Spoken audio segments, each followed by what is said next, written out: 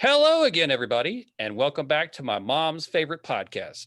My name is Matthew Pizana. I am the co-host of this podcast train, and alongside of me today is my teammate and all-around wild and crazy guy, Del Pullen. Hello, Del. Hi. My parents have never heard a single episode on either side of my family. That does not surprise me. Along with Del today, we have a very special guest in-house with us, or in Zoom with us, as it were. He is a writer, a comedian, and you might know him from the grocery store, Brad La Cour. Welcome to the show, Brad. Hi, thanks for having me. My parents have seen 2 of my stand-up shows out of 15 years. Yeah, that's and they feel good. I think they saw enough from that. So. Check that off the box. Yeah. Your dad looked at your mom and he was like 3 minutes in. He's like, I think we have seen enough. Yeah. I really should have pushed him for that college degree. Should have. They should have. They didn't push hard enough. It is weird performing in front of your parents. It's weird saying, I don't know. I guess it depends on the relationship you have with your people, but like I think it's weird to talk about fucking and whatever. Can I say that on here? Or yeah, does it matter? You already have, but yes, certainly you can. Brad, Shit. let me tell you, you are very lucky today because you've joined us for a glorious episode of Pilot Pass, because today we talk News Radio.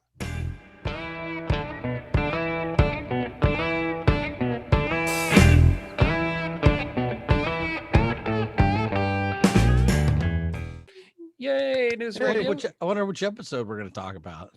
It's probably going to be Pilot, because that's what we do here at Pilot Pass. Incorrect. No, this one is called The Pilot. They're clever with this one. They threw a "the" in front of it. Suckers! They so this fooled one me again. This one might actually be able to compete at the end of the year for episodes not called Pilot. Yes, we take great offense to that here, Brad. If you don't spend the time to name your pilot, you're going to get a mark off for that. Just the rules. That's fair. That's fair. I mean, is there now? I'm not as well versed in this as you guys. Obviously, the experts on this. Are there a lot of times where they name the pilot and not just name it the pilot? Because I feel like I'd say about a third of the time they probably name it, but usually it's becoming more common as shows are pitched as full concepts, like on Netflix and stuff like that. Yeah. So they'll know what the first one's going to be. They're not just making that one episode that tries to kind of demonstrate everything. So that those are named, but there are occasionally where they, usually when the whole show's been picked up, they have it named something, or they'll go back and rename it. Yeah. You see that more common now? Does it feel like it's like a thing of the past to always have named it Pilot, or are we getting like more progressive with that as things? I think because so. Sometimes you'll even see episodes that have been called. For instance, you'll see a couple of shows with the first episode will have a name, but then you look at the special features, and they'll have one called Pilot that was like a pre-show. Like the Always Sunny pilot was like 7 minutes long, and that one's called Pilot, and then the very first episode has a title. So, usually it's the one, whatever is the one that is pitched to the network is the first show. So sometimes Pilot ends up becoming episode 2 or 3, and by that point they'll usually rename it. But even so, sometimes they'll write stronger episodes than that first one and kind of bury it a little further down. But when you watch them in order, that like chronologically, you can be like, oh, look, that cast is kind of different. You can tell it's really weird. It sticks out. Characters aren't as fully developed, and it's kind of buried. Boy, do we get that in News Radio for sure. The characters are different. There's a little bit of different vibe to this. Del, will you tell us what News Radio is all about? Yes, News Radio is Dave Foley, famous from Kids in the Hall, is a Midwesterner who moves to New York to run a radio station. He's the new news director for WNYPRCK. WNYX. I think you're wrong there. WNBC. WN. Oh no, wrong show.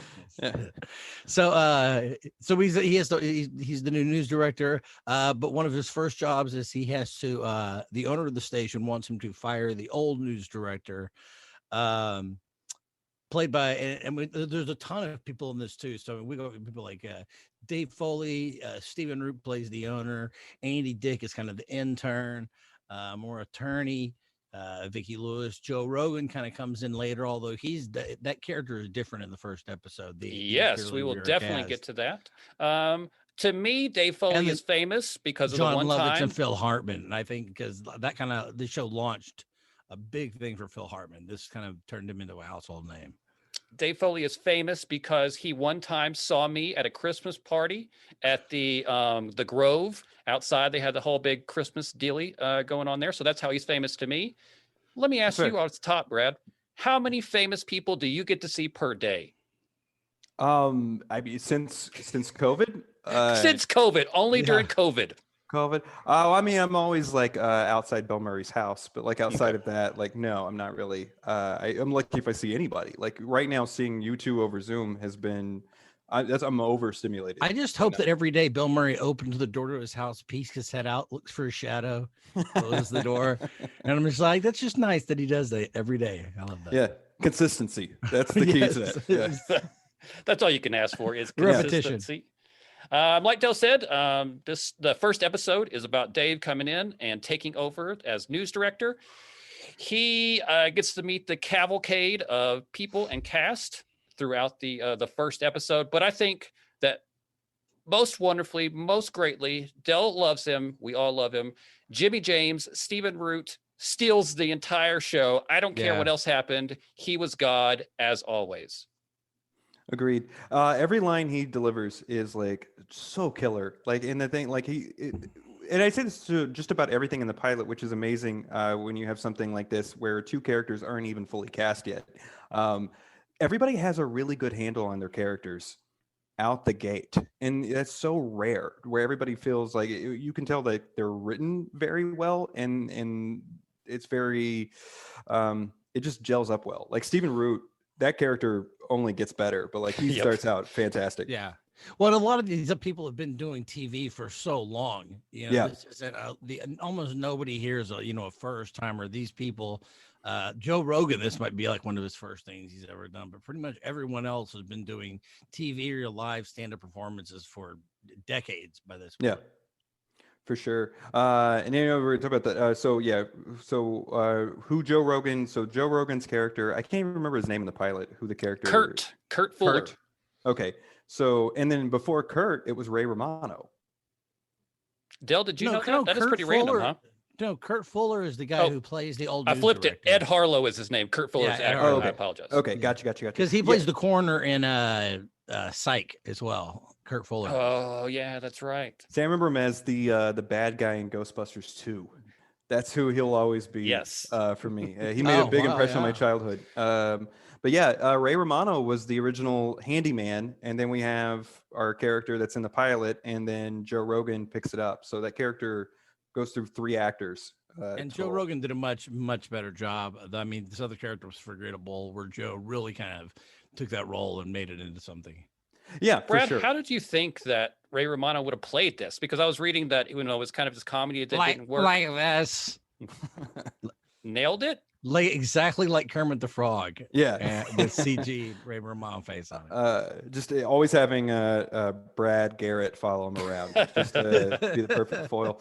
I think in the end, I think everything worked out the best way it could, because I don't know that like the speed of which NewsRadio always ran, because it is a very fast sitcom. I don't know that Ray Romano would have ever fit into that rhythm, so it was probably a good call. I mean, like even the acting work that Ray has done since like Everybody Loves Raymond and everything, he's fantastic, and I really like him. But I don't know that he would have kept up with that really snappy.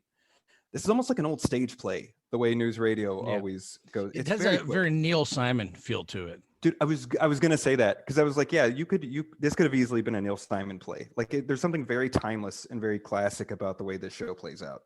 Yeah, like if you remade this now and just were like, it's exactly like, this is one of the few shows where it's like, even if you didn't do something different, just whole new cast, just recast it, same kind of storylines, and just made it about a podcast station. I would listen to that. Like I would immediately watch the show. I was going to ask, how's it going to be different than radio? You say podcast station. Did you ever see that Zach Braff podcast show that they did on ABC? Zach. Silence. Well, I was thinking of Zach Galifianakis. I'm like, Between Two Ferns. Was that on ABC? No, I know clown show. How many I'm not episodes saying did it this was show good. make it? I'm going to go with 8, maybe. Yeah, because it didn't. It was weird too because I felt like they put a lot. Because was that NBC or ABC? I think it was ABC. ABC, because they pushed a lot on that. You could feel it felt like they really thought they had something on their hands there, and I never understood why there was such a marketing blitz because it was like it really didn't look good, and I don't know, I never saw an episode. Was it worth? Did we miss out on Zach Braff's? Yeah, Like, until y'all oh. started talking about it now, I had no idea that it even existed. I don't know if miss out would be the right word that I would use. Yeah, no, you didn't miss out. I'm gonna be honest, you didn't. No. It was a weird concept too. That like he was in an incubator for podcasts or something. I don't even. Yeah, but he was starting a new podcast thing. I don't know. Del, do you know if that's a thing? I have no idea what you're talking about. It was. I mean, I guess maybe it was an incubator just for creators in general. I don't think it was all a podcast incubation system. Something is going on in my brain today because when y'all said incubator, I went like frozen cryogenic chamber. I don't know what I'm doing tonight where I keep placing like one thing for. I was like, so they're freezing podcast guys? Okay, so no, it's more like Silicon Valley, like an incubator. Yeah. I gotcha. Yeah. Okay. No, what you're doing is describing a better sitcom that could have happened. A NewsRadio guy goes to sleep, and again, the great finale for NewsRadio is out of absolutely nowhere. Apropos of the show's being a normal workplace comedy, some guy trips and falls into a cryogenic chamber, a la Futurama, and wakes up, and it's 30 years later. I'd be like, bro, put that on Quibi. I'll pay for it. Oh. Yeah. Wait, is Quibi still a thing? Oh, I missed out on Quibi. Sad. Del, tell me something. Yeah, did I? No, probably not. I just know it was a $1 billion disaster. Del, tell me about your favorite moment of this pilot episode. Well, there were a lot of good ones. I'm trying to think of one particular moment that really stood out. Okay, Del, really hold on. Okay, let's switch to Brad. Brad, how about give me your favorite moment of this pilot episode? I like this lightning round shit we're doing. This is good. My favorite, Stephen Root, when he's saying like the line he says when he gets interrupted talking to Dave Foley on the phone, and he goes, "Hey, what? No, I'm trying to tell a man how much he means to me." Yeah, it's a work thing. Like that, like little, like yeah. Stephen Root just nailing lines. Every line, Stephen Root is just insane.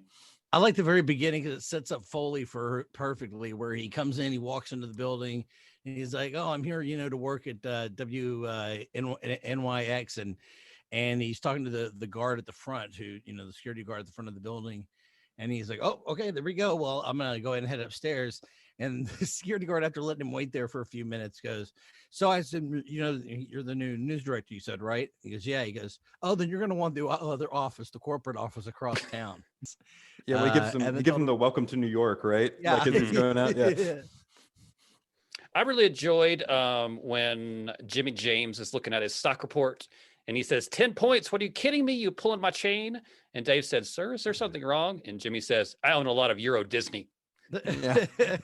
I don't know why, but that just slayed me. His deadpan hilarious. delivery was because one of my other favorite Root performances of all time was in the Ballad of Buster Scruggs, when he's the bank manager, and just the idea of, because you can see him do wacky too, but like when he's wearing like the tin pans and the washboard, and every time he gets shot, he goes, "Pan shot, pan shot." That image will forever be born. Like my daughter will still occasionally, she drops something and hears a loud noise, she'll just yell "pan shot" in like the grocery store. And so he can do like crazy, absurd physical comedy. And in this one, to just kind of see him like he's barely in. It's like he doesn't care that he's in the show. His character does it. He's like, he's just there, and he's got other things to do during the day. He's there like just check in on one of the companies he owns. And he bought a hockey team at one point. Yeah, she's just kind of flighty in and out. He owns like 5 companies. So he could really, if something's happening, it's so important to Dave Foley. Oh, this is going wrong, or this is going wrong. And to him, it's like, dude, that's why I pay you to put out this fire. I have like 12 of these things. I don't care if 2 people don't get along. And he's just so aloof about that. I love that. It was weird seeing Andy Dick normal and not a little crazy. I feel like that was the one character that wasn't ready yet. So I wonder if that was an Andy Dick thing, or if that just they hadn't figured out the character with him yet. It's really interesting because a lot of these characters are named. I don't think Maybe he didn't find cocaine yet. Yeah. Maybe. But they name a lot of these characters the same names as they are in real life. And so it's like, they kind of blur that line between reality and not reality. And I think maybe Andy Dick got confused about that sometimes in his life. Oh, for sure. I was reading. If you haven't had a chance to, I think it was like 2005. Uprocks did an oral history of News Radio, and they were talking about like how much they were incorporating the dynamics and what you do with most of the really successful sitcoms was taking the personality traits that everybody had while they were in between takes and really incorporating that for the future. So like really getting a lot of those pratfalls that Andy Dick starts doing in the next like as the seasons progress, like started incorporating what made each person. Because apparently they were talking about like there was a period of time where Andy Dick and Joe Rogan didn't get along. Go figure. And they did an episode about them not getting along because it was like, let's just do it. Let's just throw it on screen and see like what happens. And then, I mean, like that kind of approach of like organic storytelling, I think is like so fundamentally perfect with a show like this. Yeah, like famously, Robert Downey Jr. and Thanos were not good friends in real life. And the Russo brothers were like, we could put that in there. Boy, I was wondering where you were going with that. I was like, okay, all right, I'm going to follow, but let's see. Were there moments, Brad? Was there a time, a scene, a person, anything like that you did not enjoy about this pilot? No, because I'm gonna tell you, like, I find this like fundamentally and absolutely perfect. Like when I point to like what I think a perfect pilot is, this for me is like from front to back, like it runs at the pace that the show will continue to run at for the rest of its lifespan. I don't know. It's crazy. It's crazy that out the gate, this was this good. That like you built this foundation. It's so rare. Because you look at like Seinfeld. A few of those. Yeah, we'll run into a few of those like that. But usually it's a show that's pitched as an entire idea, something like WandaVision, or something like that. So the structure's already there. So the characters are already, the 10th episode already kind of defines what the first one is. And this one really is a typical old school pilot, but yet everything is right. They understood what they were creating right off the bat. You're right. I might argue that it's Night Court. There's a Night Court might be comparable in that way because I feel like Night Court was pretty prepared whenever it started as well. Same thing with the exception of a few like change outs of some actors and actresses. Night Court knew what it was and was going to be for the next 8 years. Right out of the bat, that pilot episode is you could have put that pilot anywhere in the run, and I probably couldn't have told you the difference other than the way they look or what they're wearing. There's no way I could have known. I mean, NBC was on because that was NBC, right? Night Court. Yes. It was part of their Thursday night lineup back when the Thursday was Cosby Show, like big TV. That's right. Yeah. Because you had crossover between Night Court and Cheers because Harry was on both, right? Wasn't he one of the bar? Yeah. Because you go Cheers was everybody always points to Cheers as like that perfect pilot or that pilot of which you should try to copy off of. Yeah. And I don't know. I don't think that's what I'm like talking about because I watched every episode of Cheers. That was my parents' favorite show. Yeah. But I thought the pilot was like one of the weakest ones that I've watched. It's pilots go. But of course, halfway through the first season, it really isn't until Diane comes in and you're like, okay. Well, she may even be on the first episode, but once they start setting her up directly against Sam Malone, I'm like, okay, now the show has, it's comedic foil. Yeah, I find that dynamic. Yeah, that's what I love about News Radio is the idea of like Lisa and Dave. We introduced these romantic love interests. By episode 2, they've had sex. Like just to completely deconstruct that concept. You know what? I apologize. It's crazy how old this sitcom is and how current it feels. It's an old show and it does not feel it until you see like Jimmy James pull out his like flip phone. You don't really feel like this is. Well, there's things like that. Like when we did Night Court, they would, like walk to a payphone. I'd be like, oh, right. Because this is like 1988. Yeah. But other than that, like the dialogue feels timely. Since we're already here, let's see if we can do this topic or this segment. Brad, what we do sometimes is we play Netflix. So what we do is we give, just like Netflix gives you suggestions. If you watch this show, you'll enjoy this show. What we could do is also say, if you like this show, don't watch this other show. So you got an option on both ways. I'm going to start with Del so you can think about it as you do. Del, give me one show besides Night Court that would be comparable or not comparable to News Radio. Boy, I want to say sports radio. Was it Sports Night, which is the Aaron Sorkin show. Now that obviously has the tone of Aaron Sorkin, but it is that same idea of a cast of people that are going to spend hours and hours and hours together working close knit. It's not a small department like, Workaholics or something like that. Like it's a little bit of people from each department that are working together and how the departments interact and how these people kind of represent the departments with the owners and stuff like that. So I think that's when I'd go to immediately. And really even stuff like The Office or Parks and Rec, that workplace comedy. Cheers would be another one. Yeah, Don't steal all of them for Brad. Yeah. Sorry, yeah, but I'm just trying to think. I mean, this is almost the quintessential workplace comedy. But if you want to go something besides that, like something like Spin City would probably be up there too. All right. Dale's giving you some 20 different odd things that he stole from me. Brad, can you think of one that might be comparable? Yeah, I'll throw out one. And I agree completely across the board there. Yeah, Spin City, things like that. You better, you won't be back on the show. Yeah, I mean, that's a lot of pressure that I didn't even realize was there. But it might seem like an odd choice, but I would go with like something like Brooklyn Nine-Nine for something more current, where it's so great workplace, but at the same time, it's built on an ensemble dynamic where like everybody's a professional and good at what they do, and it is very united. And it can also get like weirdly like subversive and crazy the way news radio can. Like you have like certain characters that can do whatever, and it always makes sense. You could give Bill McNeil, Phil Hartman's character, anything to do in any episode, and it makes sense because it's him. Like the same thing with Stephen Root's character, and you have those same things present in Brooklyn Nine-Nine, where it can tend to cross the fantastical line of plot, and it still makes sense. It's still for some reason feasible because you've built up an. I think that's a great answer, and I'm going to add that to my list. Good. Now you're back on my show. Matt, edit in this. Also Brooklyn Nine-Nine. Now make sure that goes back into the first one. You know what? I understand what you're saying because, like, Andre, Captain Holt, seems like the very straight-laced, very down to earth, calm character. But then there are times where they will have him do ridiculous comedic, physical acts. Yeah. And you're like, and it doesn't feel wrong. It doesn't feel unnatural, but you're like, I would never have thought to use the character that way. And it completely works, and then you got Jake Peralta be serious for an episode, or I like that everybody can change up their dynamic a little bit and it's not so rigid. Yeah. Well, you're both wrong. Okay. That's first of all. Here you go. This is what you're supposed to say. Obviously, Hogan's Heroes should have been the first thing that you said, but we say that every time. And when I say we, I mean me. Number two, this was pretty obvious. Desmond Pfeiffer.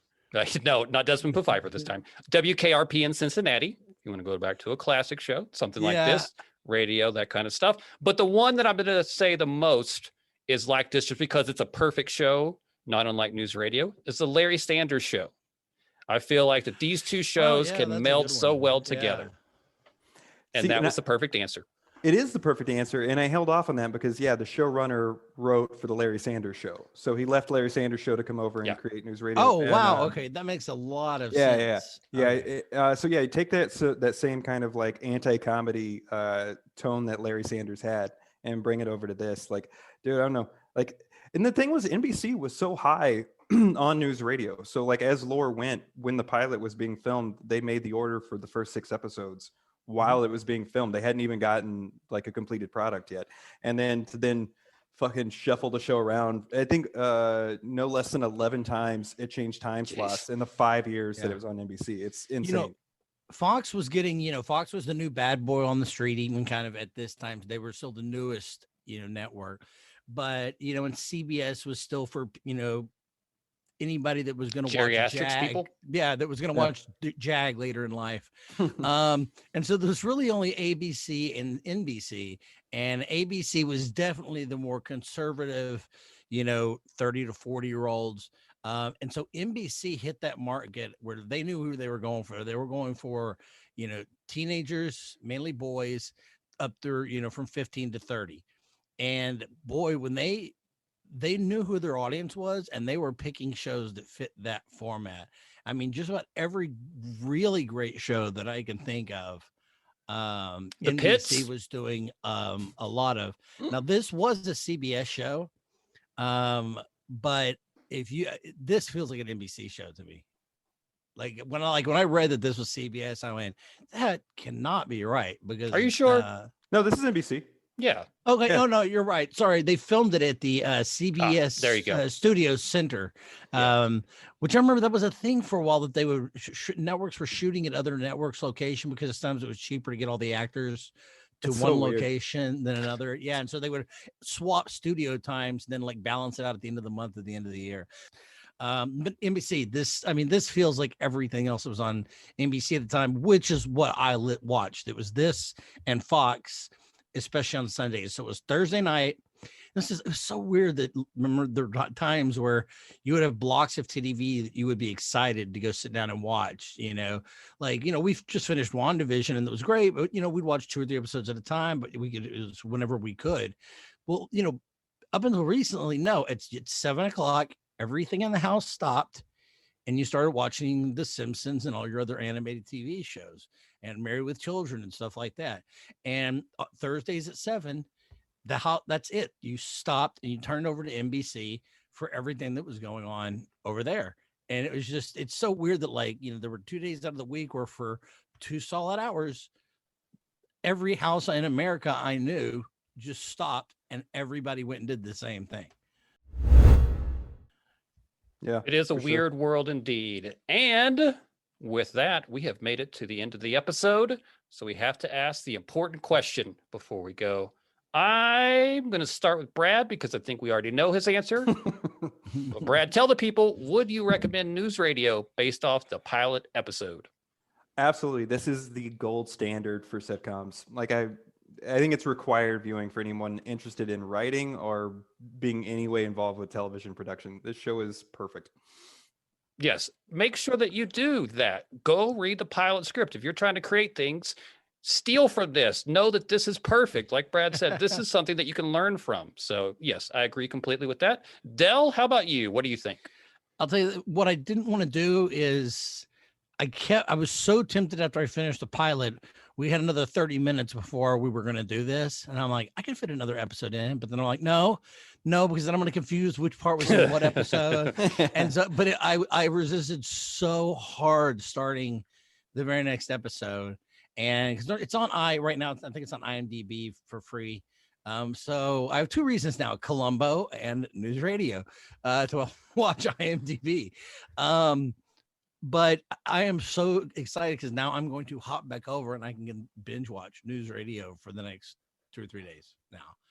But I was really having a hard time not fitting one more episode in before we were going to do this. So I would say yes. And I think that it's important what you were saying about the writing too, because it's not just that they went and got all these amazing, comedic actors. It's not just that everybody plays well together. It's not that I loved also the set too, how it was multi-tiered. There were lower levels and upper levels. And so you could have things happening in the background in the booth. And then you had his office off to the side. And then otherwise it was just the whole big main room, which allowed for a lot of stuff to be shown with just a nice wide lens. Yeah.